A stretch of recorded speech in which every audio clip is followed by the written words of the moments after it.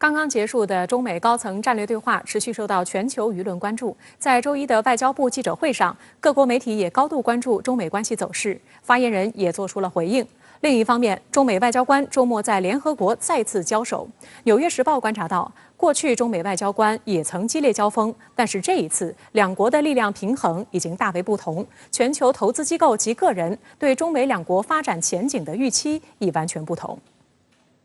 在周一外交部例行记者会上，刚刚在阿拉斯加结束的中美高层战略对话成为媒体关注的焦点。对话是及时的、有益的，加深了相互理解。双方都希望继续这种高层战略沟通。中方致力于同美方实现不冲突、不对抗、相互尊重、合作共赢，同时坚定捍卫自身主权、安全、发展利益。外交部发言人华春莹表示，希望美方能与中方相向而行，特别是要尊重和照顾彼此的核心利益和重大关切。在此基础上，中方对中美继续对话的大门是始终敞开的。虽然中美阿拉斯加会晤已经在上周结束了，但是中美关系仍然是今天记者会上各方关注的重点。针对此前美方指责中国对其盟友存在所谓的胁迫行为，华春莹也在回应时点出，其实美国才是胁迫盟友选边站、搞小圈子的一方。因此，针对外媒将俄罗斯外长访华的时间点与中美关系联系起来提问的时候呢，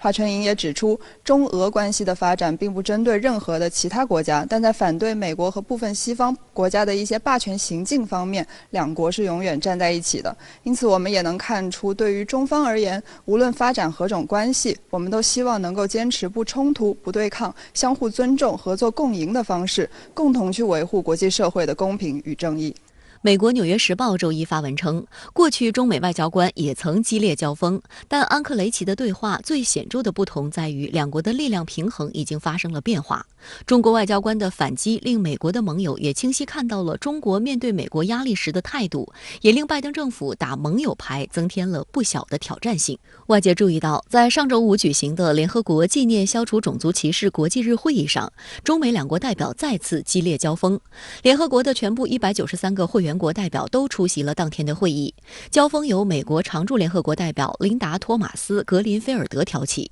他称自己是一名奴隶的后代，讲述了他自己是如何在种族隔离制的美国南方长大，称奴隶制是美国的原罪，并称奴隶制今天仍然存在。接着，格林菲尔德话锋一转，对准中国，在涉疆问题上大放厥词，将涉疆问题与美国的奴隶制联系起来。中国常驻联合国副代表戴兵当场戳穿了美国代表的谎言。美国代表在发言中所提及的所谓中国新疆地区存在种族灭绝的说法荒谬绝伦，完全是别有用心的造谣，彻头彻尾的谎言。美国在涉疆问题上痴迷于制造谎言，但谎言终究掩盖不了真相。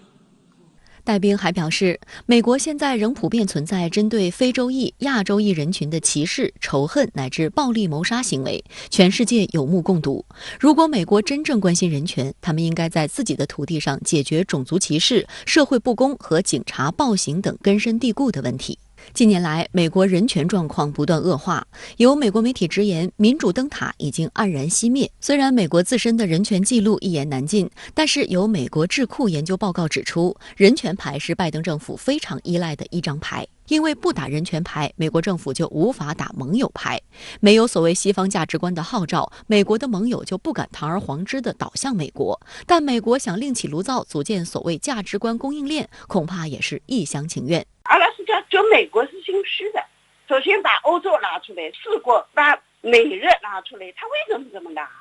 当然他理亏心虚，什么民主国家联盟呀，什么盟友呀，他都可以说。但你一定要知道，人要吃饭，人要发展，